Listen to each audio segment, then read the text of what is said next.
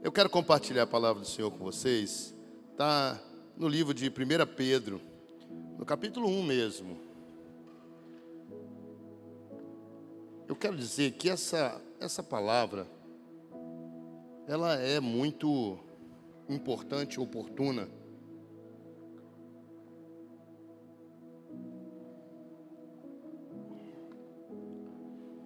Ela é para a igreja desse tempo. Pense você, nós temos um abismo cultural de milênios e de cultura. Então, a cada geração, a gente vai se distanciando muito do original. Por isso que o Senhor usou o povo judeu. Por quê? Porque é uma característica do povo judeu manter tradições. Eles são até, exagerados, vamos dizer assim. Mas Deus usou esse povo mesmo. Por quê? Porque através desse povo, a palavra pôde chegar até nós hoje. Porque eles eram muito zelosos, atenciosos com a palavra do Senhor. E até hoje, como eu disse, eles são. Porque quem vai em Jerusalém, quem conhece lá, faz os passeios nos locais, convive com aquele povo, e principalmente com os ortodoxos, que são aqueles que são guardiões da palavra e da cultura. Aí você vai vendo o quanto eles são zelosos com isso. Alguns não entendem, alguns ficam chateados. Mas se você conhece a cultura, você não se chateia, porque não é a pessoa, é a cultura dela. A primeira vez que eu fui em Israel, eu entrei num voo da El Al. El Al é uma empresa aérea da israelense. E a gente estava sentado nos bancos, chegou a hora do almoço. Aí começaram a servir o almoço, né? Aí servia para um, servia para outro, salteado. Eu falei, uai, estranho, porque não é. Quando ele faz assim, ele vem com o carrinho, vai, todo mundo vai, uma fileira, e todo mundo vai comendo. Aí deu para um, deu para outro, deu para outro, deu para outro. E a gente ficou curioso, e esse povo ficou comendo.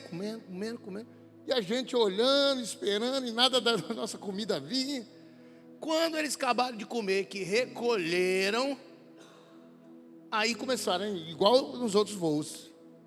Aí eu fiquei curioso, e aí eu fui na aeromoça e perguntei a ela, por que algumas pessoas comeram na frente? Ela falou assim, porque eles são judeus, e eles não comem com gentios. Eles não sentam com gentio para comer do lado de gentio. Nós somos gentios, e eles não comem com gentio. Aí, muita gente no avião, os amigos e amigas que estavam no nosso grupo, ficaram ofendidos. Xingaram, que absurdo, eu paguei a mesma coisa, não sei o quê. Eu achei mó barato, cara. Eu achei assim, poxa, que bom que eles são assim. Por isso, você pode ter certeza que o que está escrito aqui é o que vem atravessando os séculos sem ser alterado. Ah, já pensou se Deus tivesse usado os brasileiros? Essa Bíblia ia estar uma comédia.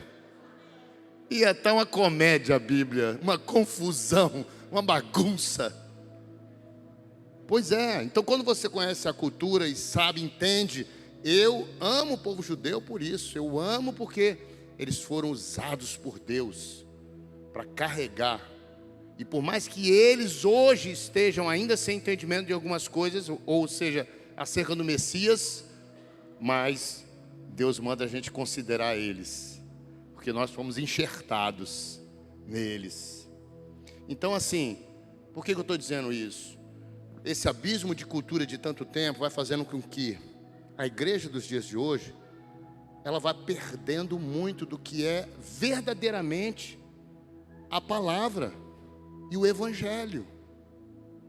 E a gente vai acostumando, porque a gente vai chegando, já encontrando uma geração que cultua e adora e caminha com Deus ou com o Evangelho de uma maneira, e a gente aprende, a gente é fruto do meio. A gente acaba achando que é assim, é normal caminhar dessa maneira. E se cada um não buscar realmente conhecer, porque a Bíblia diz: conhecereis a verdade, e a verdade vos libertará. Libertará de quê? De todo engano. Você pode entrar num lugar, conhece a Cristo ali, ou te apresenta um evangelho ali, e se você começa a ler mesmo a palavra, se naquele lugar você vê algo, não está batendo com o que eu estou lendo, com o que eu estou entendendo aqui, tem uma coisa errada. Você não vai caminhar agora pelo que estão te empurrando, mas pelo que você está compreendendo que Deus está te revelando. Porque, na verdade, a Bíblia é a revelação do Senhor, revelado para todos nós. Por isso que nós precisamos conhecer e continuar conhecendo mais e mais, porque isso aqui não há limites. Você pode estudar a sua vida inteira aqui, você sempre vai ainda aprender para conhecer mais o Senhor, porque o Senhor é. Então, essa mensagem hoje, ela é importante, porque ela vai nos alertando acerca dessa circunstância e chamando a nossa atenção para a necessidade da gente não ser levado, conduzido pela multidão, mas da gente ter a nossa fé, a nossa crença firmada verdadeiramente em Cristo, na sua palavra, não no que dizem. É claro que quando você é ensinado, isso é bom. Alguém que já conhece, está um pouco à frente em conhecimento, te ajuda. Mas nada vai trocar ou vai ser melhor do que você mesmo ler a palavra e ter experiências com Deus. Então, aqui, por exemplo, eu procuro ser o mais bíblico possível na palavra. Mas a gente vai ver por aí várias igrejas que vão ser, sei lá, escambar para um lado, para o outro, vão apresentar um evangelho muito raso. Então esse é o propósito, de nos alertar, de nos fazer abrir os olhos de que nós precisamos conhecer mais e mais, e nós temos a nossa fé firmada em Cristo, e ir caminhando com a igreja como os crentes que não só ouviam, mas eles confirmavam na palavra o que estavam ouvindo. Precisa ser assim. Eu nasci num lar católico, não estou fazendo crítica a religião nenhuma, mas no catolicismo a gente recebia um folheto, não era nem a Bíblia, ninguém lia a Bíblia. Enquanto eu era católico, eu nunca tinha lido a Bíblia. Eu recebia um folheto na missa, acompanhava aquilo ali, algumas coisas, sentava, levantava, sentava, o padre ia lá, e a gente não entendia muita coisa e cumpria uma religião. Mas aqui nós somos convidados a conhecer a palavra.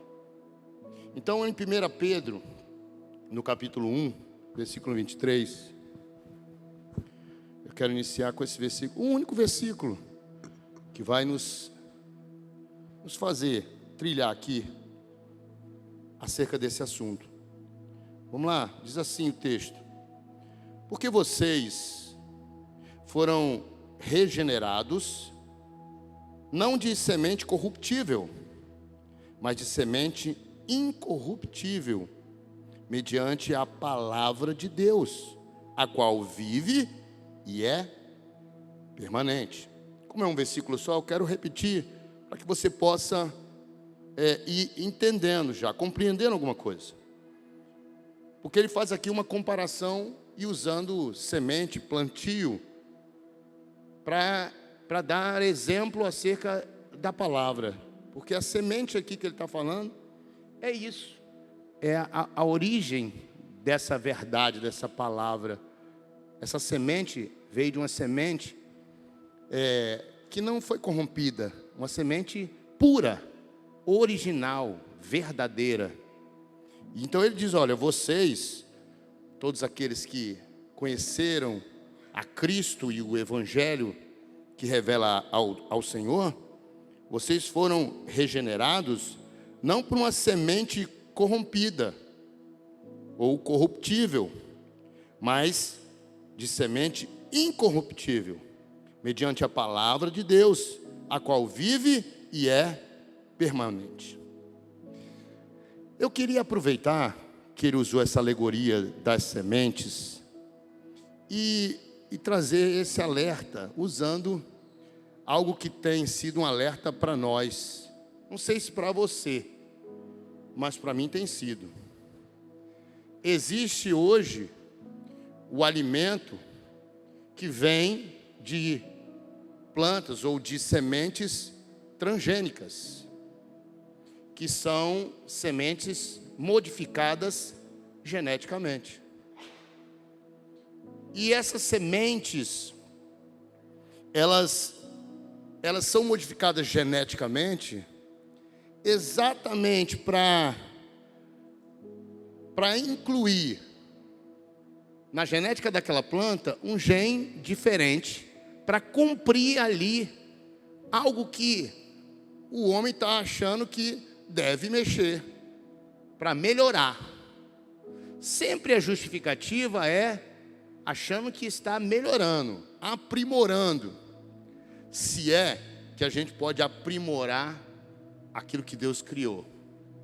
Na verdade, a gente mete a mão para fazer, destruir ou trazer algo.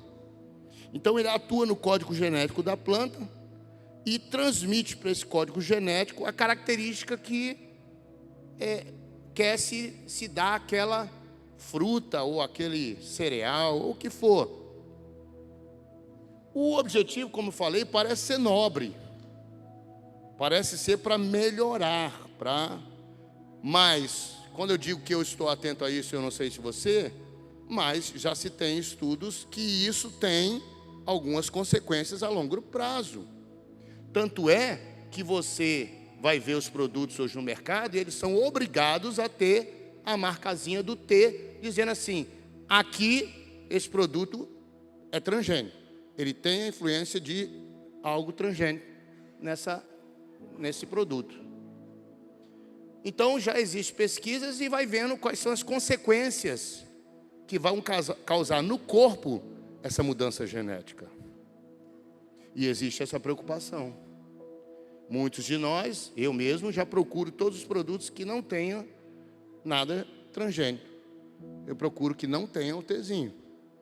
Algo mais natural, algo mais, orgânico, para poder sair dessa circunstância. Por quê? Não se trata só de um produto. Hoje, se você vai no mercado, quase todos os produtos da prateleira estão com transgênico. Aí você vai vendo o quanto você está consumindo daquilo. Porque se fosse de um produto só, a quantidade ia ser pequena demais para trazer algum dano à sua saúde ou alguma consequência. Mas quando todos os produtos que você agora está consumindo têm isso, aí começa a ser preocupante, porque agora você está recebendo uma dosagem muito grande. Então, a justificativa deles é, por exemplo, chupar melancia. Eu amo melancia. Quem gosta de melancia aí? Eu sou fã de melancia. Eu gosto de chupar melancia daquela quando ele derrama por aqui assim, de preferência na praia ou na beira do rio, para não nem deixar derramar mesmo. Mas o problema é que tem muita melancia que tem muita semente, né? Pois é, aí eles entram com uma ação genética aí, criando uma melancia sem caroço. Olha que coisa maravilhosa! Uma melancia, você corta toda vermelhinha, porque geralmente lá em casa eu corto e tiro aquela toreba no meio que não tem caroço e deixo o restante que tem caroço. Mas aquela do meio assim, central, um quadrado assim, todo eu tiro para comer sem semente. Eu comprei a melancia, se você está olhando, a melancia, os filhos da turma aí comem com caroço. Eu vou comer. Estou pagando. Não é possível que eu não possa comer o miolo. Porque antigamente tudo era para as crianças, né? O melhor é para as crianças. Isso é errado. O melhor é para os pais, para honrar o pai. Na minha casa sempre o melhor era do meu pai. Aí na nossa geração é tudo para criança, tudo melhor para criança.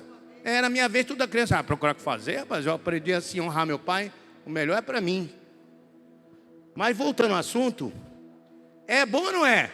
A melancia sem caroço, tudo bem. Mas poxa, e o que passou ali para ela não ter caroço na genética? Aí é que tem que ficar a pulga atrás da orelha da gente. Aí quando a gente vai estudar mais um pouquinho, eles não estão tão preocupados com você não, para te dar essa melancia sem caroço. Na verdade, essa área da economia, do agro, está muito preocupada com eles mesmos. Por quê? Através da genética aqui, dessa alteração genética, ele vai ter mais produtividade, com menos tempo, maior produtividade, menos tempo e menor custo. Agora a gente vai entendendo por que os produtos estão sendo alterados geneticamente. Porque se ele tem menos tempo para produzir, a melancia, sei lá, estou chutando, ela está boa lá com 6 meses. Eles conseguem fazer ficar boa com 2 meses? Que bom, ó. A melancia às vezes deforma, não, ela sempre fica bonita. A melancia está cheia de caroço, opa, sem caroço. Cara, tudo vai, mas tem por trás algo aí que realmente está agindo para poder essa forma ou isso acontecer. Trazendo agora, que hoje aqui não é aula de biologia, nem aula de genética, mas trazendo isso agora como exemplo, a gente pode pensar no evangelho transgênico. O evangelho transgênico, que é o evangelho que está sofrendo alteração. Muitos estão ministrando o evangelho com um objetivo específico. E eu vou te dizer, no fundo, quando a gente olha bem, o motivo é até semelhante. Porque as igrejas estão interessadas em ter mais membros, com o menos tempo possível, com menos tempo possível e com menor custo. E sem se preocupar com as consequências no futuro. Por quê? Porque querem encher, mas não querem cuidar. Querem encher, mas não querem ensinar. E dá trabalho, irmão, cuidar de ovelha, cuidar de gente. Se é para apresentar um evangelho que realmente é bíblico, a palavra do Senhor diz para que a gente ganhe, alcance e cuide. O mandamento do Senhor foi esse, para que a gente batize em nome do Pai, do Filho e do Espírito Santo e ensine esses a guardar tudo aquilo que Ele nos tem ensinado. E você ensinar alguém tudo aquilo que você recebeu, isso gera tempo, isso gera trabalho, é custoso. E é muito mais fácil você fazer uma pregação que seja atrativa, motivadora, uma pregação que te faça sentir, mexer com as suas emoções, que te atraia e que te traga um evangelho gostoso, molinho de viver, que Deus vai fazer tudo, que lá você está lutando por aquele homem é casado, mas Deus vai fazer a vontade do teu coração, Deus vai fazer o que você quer, Deus olha para o seu coração. Aí as pessoas vão perdendo completamente o entendimento do que é o evangelho. E a pessoa vem para a igreja e está lutando e sonhando e pedindo a Deus coisas que Deus diz que não é para ter e fazer. Por quê? Porque não conhece a palavra. E não estão sendo ensinadas através do altar. E muito menos através de outros momentos. A gente está reiniciando nossa escola de discípulo agora, esse mês ainda. Escola é para quê? Para aprender. Próximo domingo.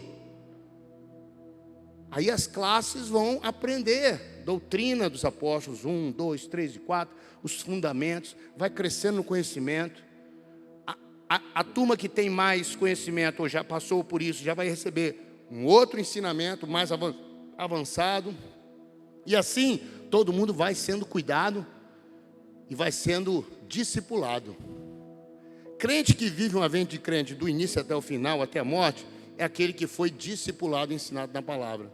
Crente que senta na igreja, se converte pela emoção, resolve o problema na sua situação momentânea, não se aprofunda na palavra, não conhece, não estuda, na primeira circunstância, situação, aperto, problema, ó, vai embora. Aí, o fulano era evangélico, agora ele virou macumbeiro. Não existe isso. É impossível, porque isso aqui não é time de futebol, que você hoje está torcendo para esse, amanhã eu vou torcer para o outro. Não, por quê? Porque se você conhece isso e crê, é impossível você seguir qualquer outra religião. Porque só Jesus é o caminho, a verdade e a vida. E ninguém vem ao Pai ou conhecer a Deus senão através dele. Então é impossível eu ir para outra religião se eu creio nisso.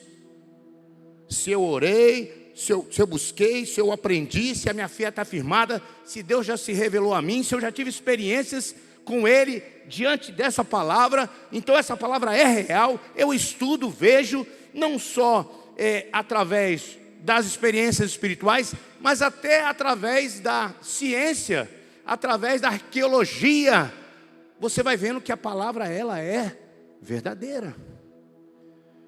Eu não falei dos judeus que trouxeram a palavra até aqui? Pois é, se você vai lá em Israel, você visita lugares onde foram encontrados escritos, os manuscritos do Mar Morto, que foram datados de antes de Jesus, Tem lá o livro de Isaías, quase todo, perfeito. E os caras pegaram, isso saiu na Globo, saiu no todos. Isso aí foi em que ano? 47. Saiu na reportagem tudo, esse achado lá. Pegaram, fizeram estudos para ver, porque tem lá carbono 14, uma série de formas de, se você ver a compilação, quanto tempo tem. E eles viram que era o livro de Isaías e dataram de antes de Jesus. Aí foram comparar esses achados e ler a Bíblia de hoje. Exatamente igual. Aí, então, se eu não quero crer por questões espirituais e sentir, pode crer porque, pela história, a própria história revela que esse livro é verdadeiro. É só estudar um pouco. E não só esse, mas tantos outros achados. O último que a gente viu, reportagem do rei Ezequias, acharam as moedas impressas lá, rei Ezequias, da Bíblia, no local onde realmente ele reinou.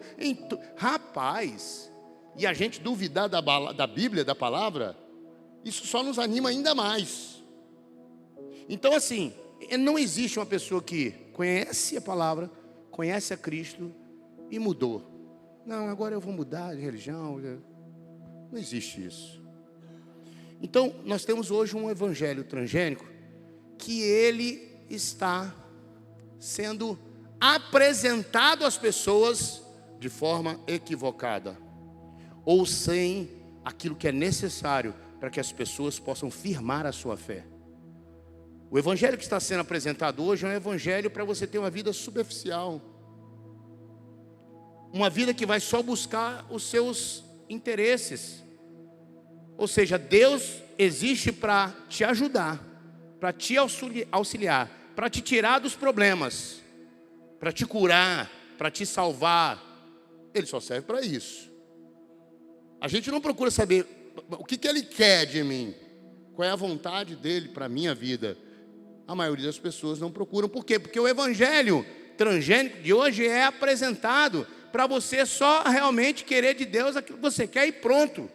E Deus está aí, como se fosse um funcionário, para dar para a gente o que a gente precisa na hora que a gente precisa. Então essa é a questão. Na verdade, o Evangelho de Jesus, ele muda as vidas. Mas como a maioria das pessoas não querem mudar suas vidas, o que elas fazem? Querem mudar o Evangelho. Vocês entenderam como é que é a coisa? O Evangelho é para mudar a minha vida, a forma que eu vivo. Mas eu não quero que mude. Eu quero viver como eu quero viver. Aí eu quero mudar o Evangelho para que o Evangelho se adeque à minha vida, se molde aos meus interesses. E não é isso. Esse é um Evangelho transgênico.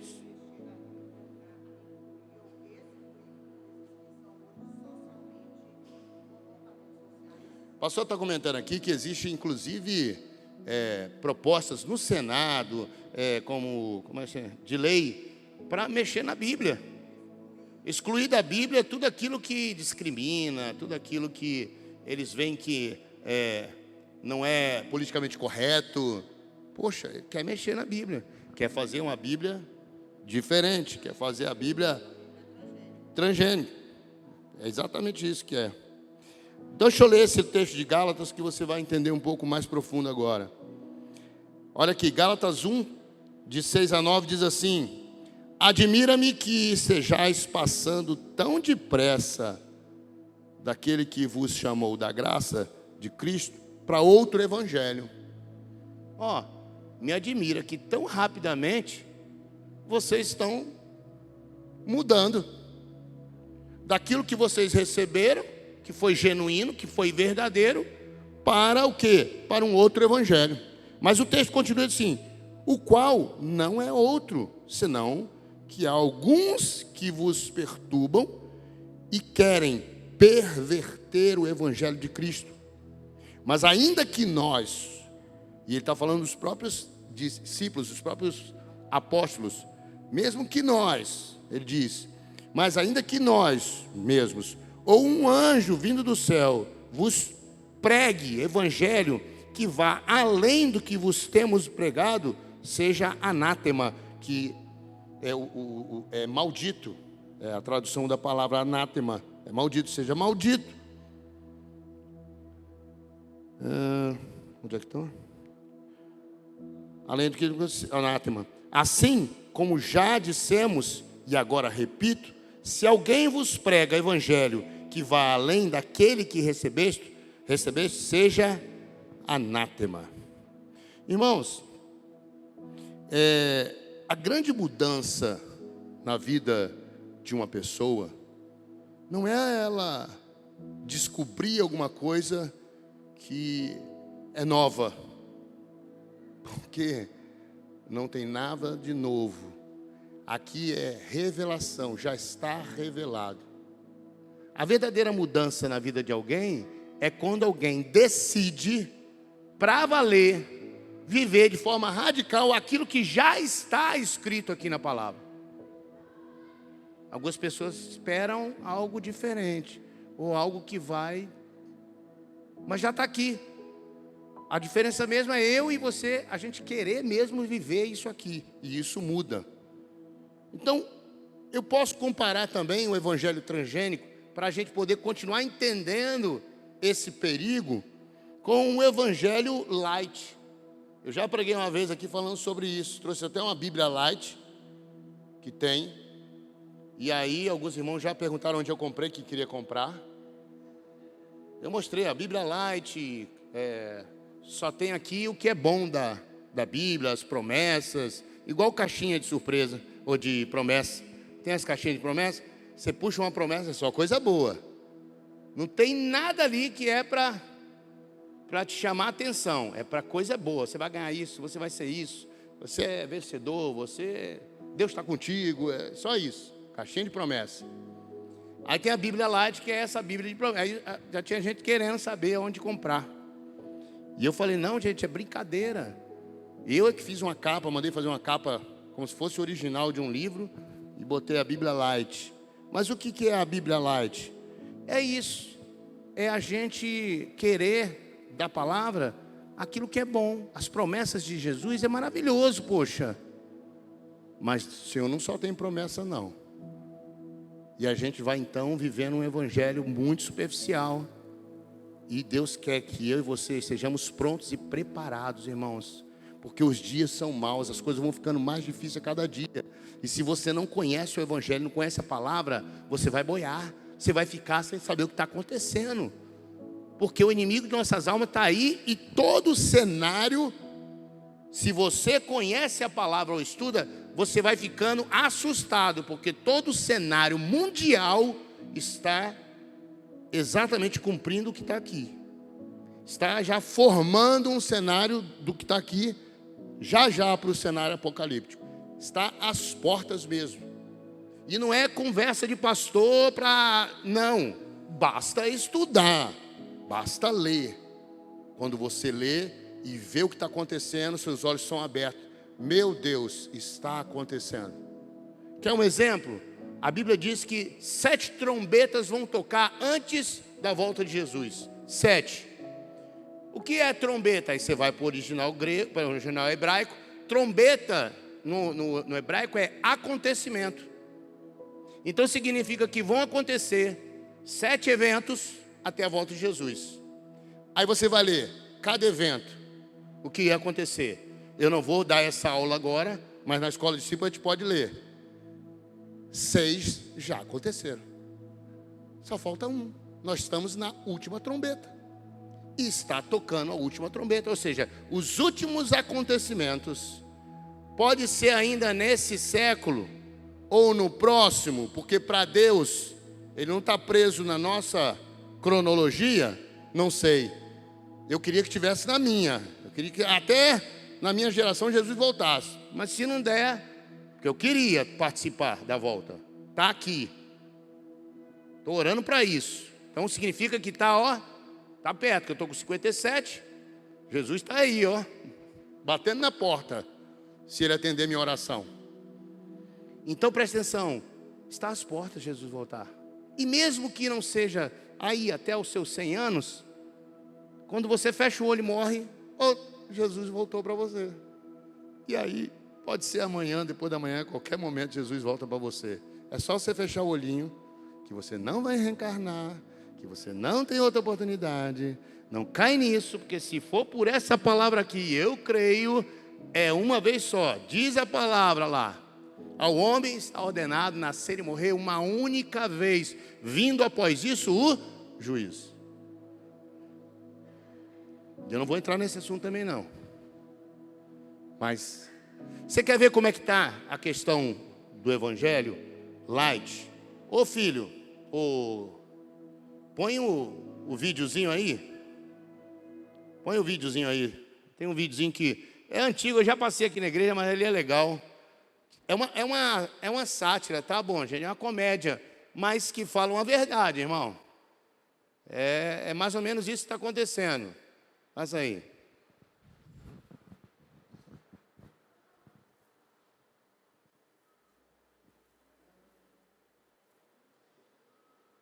Mestre de oração, Pai do Senhor, boa tarde. Em que posso ajudar? Boa tarde. Eu queria pedir uma oração. Tradicional ou pentecostal? Qual que é a diferença das duas? A tradicional fala bem devagarinho, tranquilo, sabe? Calma, sem pressa. A pentecostal não, a pentecostal fala mais rápido, agitado mesmo, correndo. Dependendo do pastor até grita. Será que a pentecostal é boa? Tá saindo bastante, o pessoal pede bem aqui, viu? Sai bastante. Então me vê uma pentecostal, por favor. Vai querer diácono? Diácono? É. O que é isso? São aqueles homens que ficam andando no meio do culto, sabe? Pra lá e pra cá. Vixe, na minha igreja todo mundo fica andando no meio do culto. Aí bagunçado, é? Demais. Melhor sem diácono mesmo. É boa opção. Por mais R$1,50 ganha óleo ungido. Promoção, vai querer?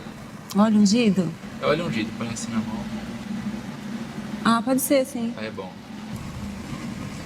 Posso incluir os 10%? É dízimo? Não, é taxa de serviço, senhora. Ah, então pode sim. Muito obrigado. Prontinho. Só retirar a oração na próxima cabine, viu? Obrigada. Diretor da oração agradece, tenha uma boa tarde. Boa tarde.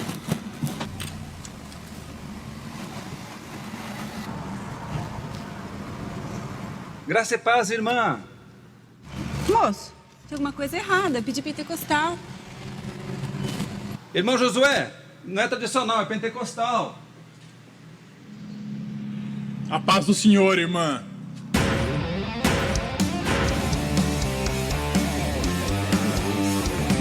Ó, 4 orações, 2 pentecostal. Pode ligar, meu irmão. Irmão, a gente faz brincadeira, né? Porque ele é crente, a gente faz brincadeira com a gente mesmo. Mas é uma verdade, irmão. Tem gente que não ora nem pela sua própria família ou por si próprio. Tem gente que depende da oração dos outros. A irmã fulana, que é a irmã de oração, a oração dela tem poder. Eu vou chamar a irmã fulana, ela tem assim um negócio com Deus. Significa que você não tem. Significa que você está longe. Isso já devia ser um alerta para a gente, né? Vou chamar a irmã fulana porque ela, quando ela ora, Deus... Então, você está longe, isso já devia preocupar. Porque a gente precisa ter vida de oração. A gente precisa e deve ter vida de oração para poder estar diante de Deus, buscar, ouvir ao Senhor. E é possível para qualquer um. Qualquer um de nós pode ter acesso a Deus, ouvir a Ele, falar com Ele, ser guiado por Ele. E isso é para mim, para você, para todos nós. Atos 24 diz assim, olha o que diz esse texto aqui. Aí já é uma outra forma de evangelho que muito comum hoje, que é o evangelho de conveniência. E esse é um outro tipo de evangelho. Eu estou falando isso, tudo isso, irmão, para você tentar não identificar onde você pode estar caindo ou se deixando levar. O evangelho de conveniência tem um texto muito bom que ajuda a gente a pensar nisso. Atos 24 diz assim, vários dias depois, veio Félix com sua própria esposa, a Drúzila, que era judia, mandou buscar Paulo estava preso, e os dois ouviram falar a respeito da fé em Cristo Jesus. A mulher já era judia, sabia que Paulo era conhecedor da palavra, pediu o marido para trazer ele da prisão que estava preso para falar com eles, e ele foi. Olha aqui. E enquanto Paulo falava com eles a respeito da justiça divina, do domínio próprio e do juízo final, Félix teve medo. Opa! Se a gente ler Apocalipse aqui, dá medo, irmão. Dá medo. E aí, Félix teve medo. Agora, disse Félix, basta. Mandou ele para calar. Respondeu ele.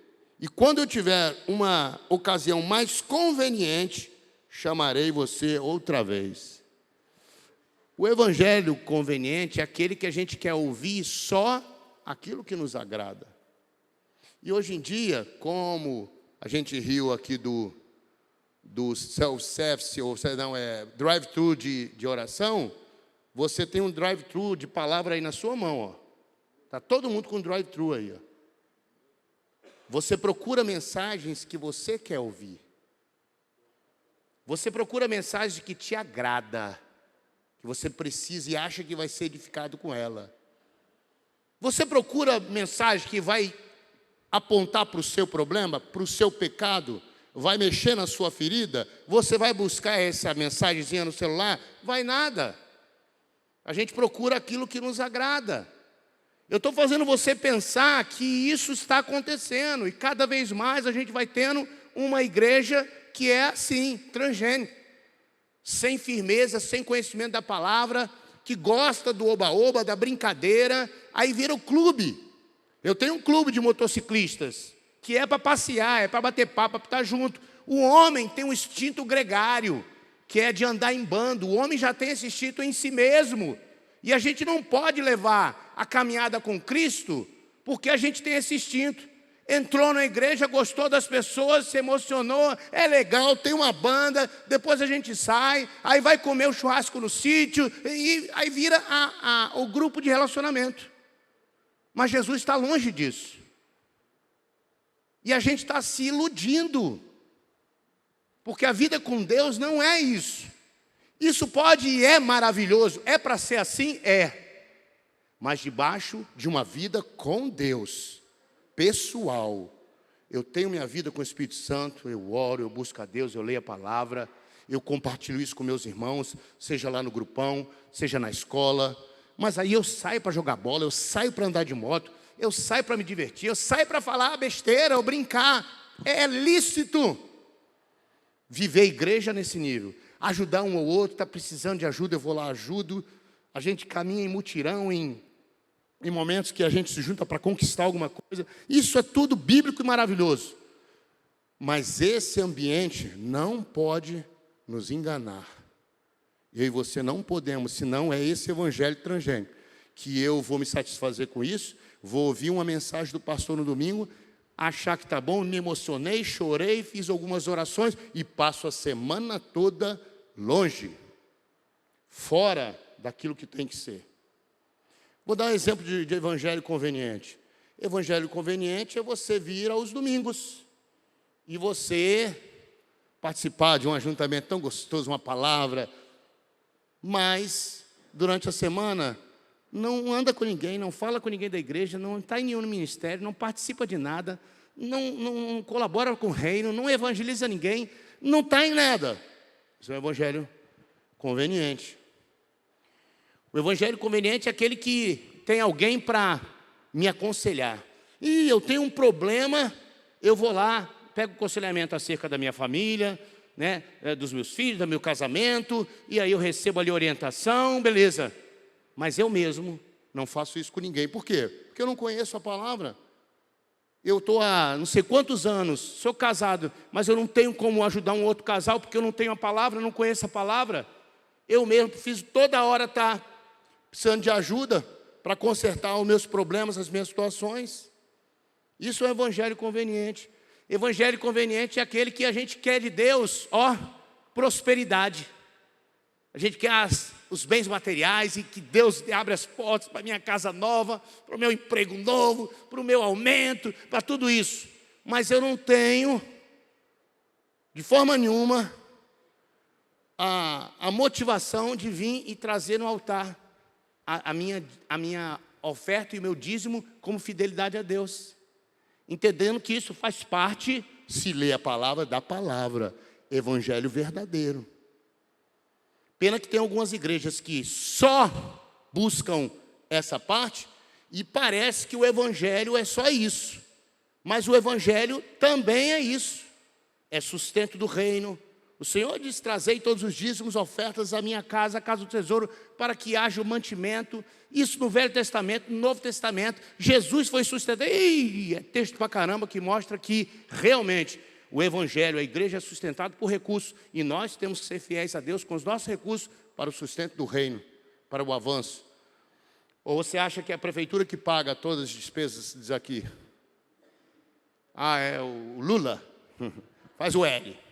Está pagando tudo aqui. Vai. Quem sustenta somos nós, irmãos. A família de Cristo. E aí a gente precisa de uma aquisição disso para crescer. Por esse é o meu objetivo. E a gente junto está fazendo. Sendo fiel ao Senhor. Evangelho conveniente é esse. É eu querer ser ajudado, mas eu não ajudo ninguém. Eu quero que você me cuide de mim, mas eu não me participo de nada e eu não faço nada com ninguém. Esse é o evangelho conveniente. É igual uma loja de conveniência. Já viu uma loja de conveniência daquelas? Eu gosto daquelas grandonas, que tem de tudo. Você vai lá e tem um pouquinho de cada coisa. Aí você vai lá e está aberto 24 horas por dia. Está lá, de noite e de dia tem essa loja de conveniência. Você pode ir a hora que você quer.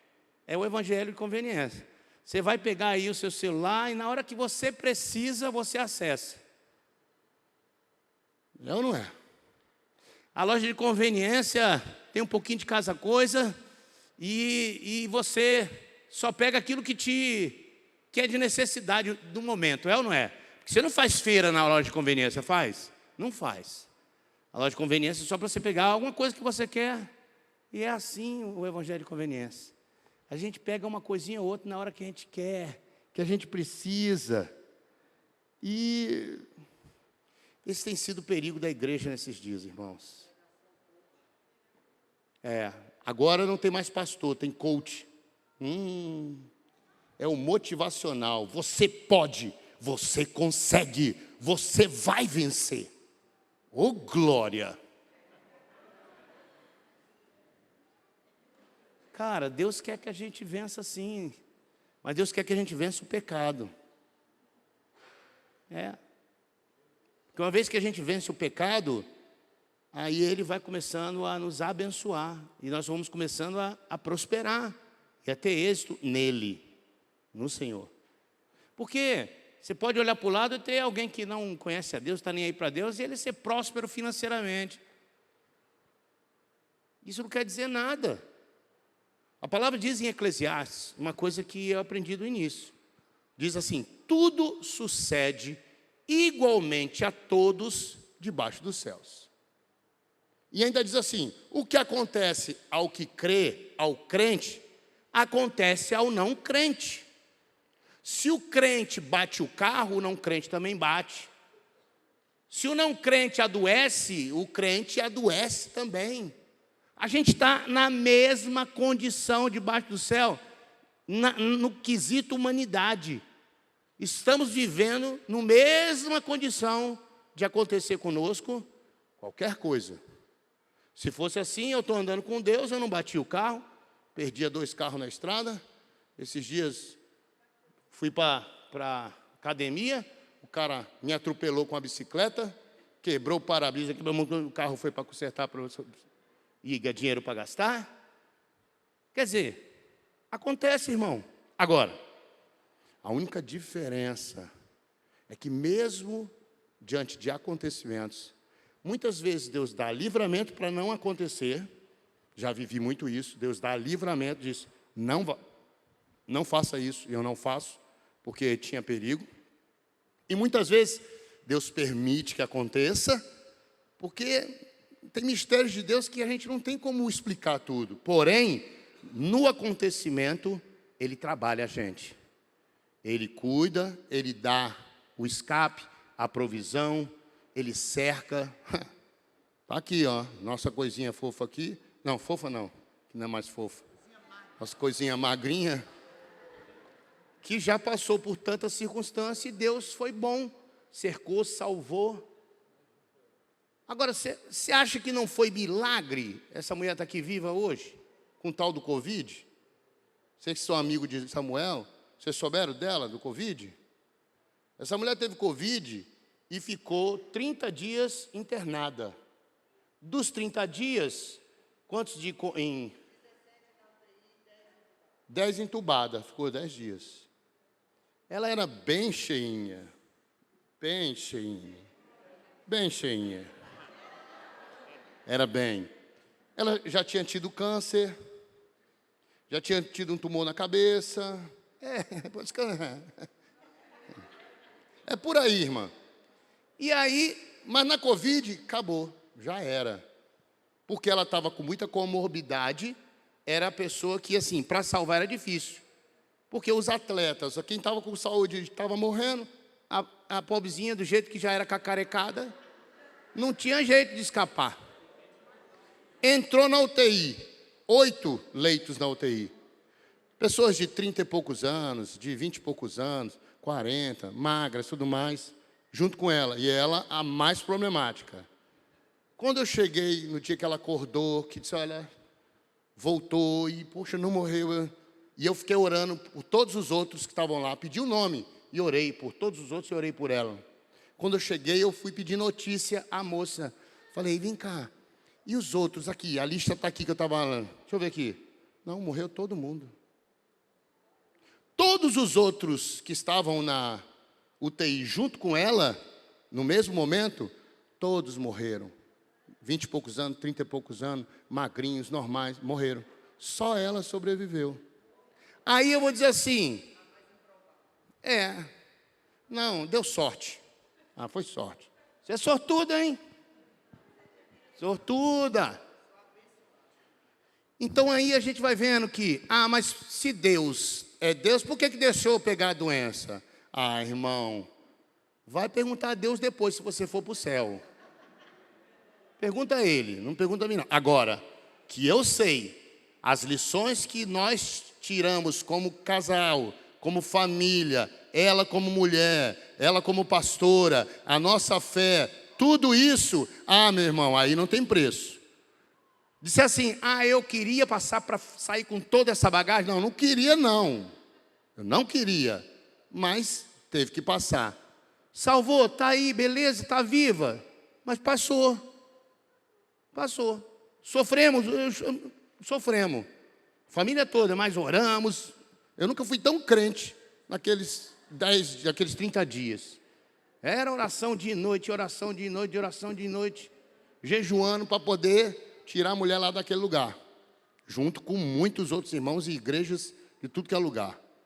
Então, assim, o que eu quero mostrar a você é que tudo sucede igualmente a todos.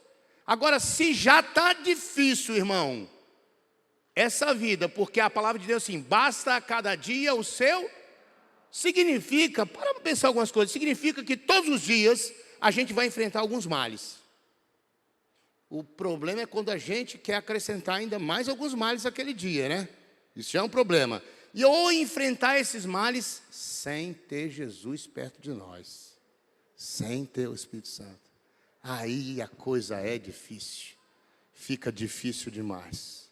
Então, ser crente não é ser super-herói, não é dizer que vai dar tudo certo, você vai ser campeão, você vai... Não, meu irmão, não. Você vai... A expectativa é de sofrer mais ainda, porque a gente vai ser perseguido. Já começamos, irmão, já começamos. Agora os pastores, já, para falar do Evangelho acerca... Olha, se estiver filmando é transgênico, não é transgênio não, irmão. Porque se errarem na escrita, está ferrado. Se errar na escrita ali, já a gente é perseguido. Porque aí vai falar, está falando sobre os trans. Não, não é transgênito, não. Transgênero, não é transgênero, não, é transgênico. Transgênero é outra coisa, nós não falamos disso. Não hoje. Mas se alguém aqui, eu for falar e ficar me filmando dali, e botar na internet, já é processo, é pastor na cadeia. Por quê? Discriminação, não sei o quê, vai ser preso, irmão. Então, assim, tá complicado, hein? A coisa está apertando para nós, crente. Então, em nome de Jesus, nessa noite, eu quero deixar o último versículo para vocês. Eu preguei esse versículo esses dias atrás, mas diz assim, Hebreus 2, para encerrar, irmão. Por esta razão, que razão? É exatamente isso aqui que eu li tudo. No texto em Hebreus, ele vai dando outros argumentos que precisam que a gente tenha atenção. Mas, por esta razão, de tudo isso que eu te falei, de todos esses perigos, importa que nós nos apeguemos com mais firmeza às verdades ouvidas, para que delas jamais nos desviemos.